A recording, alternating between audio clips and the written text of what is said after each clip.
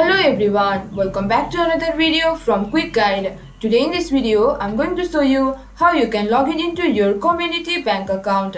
So follow some simple steps which I'm going to show you. First of all, open your web browser and in the search bar, type in Comenity Bank login. And as the search result, you can see in the first option, the link to the Comenity Bank. Click on it. Now in this interface, enter the username of your account. And in the password section, enter your password.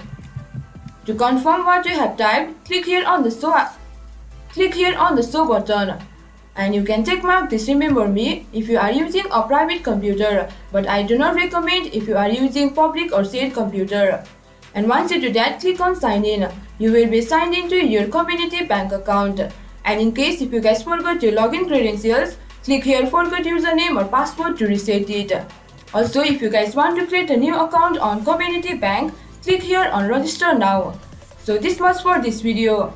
Hope you guys understand and find our video helpful. If you did, please do not forget to hit the like and subscribe to our channel. And also hit the bell icon for latest videos and drop a comment for reviews and more content like this. I will see you guys again in our next video. Thank you guys for watching.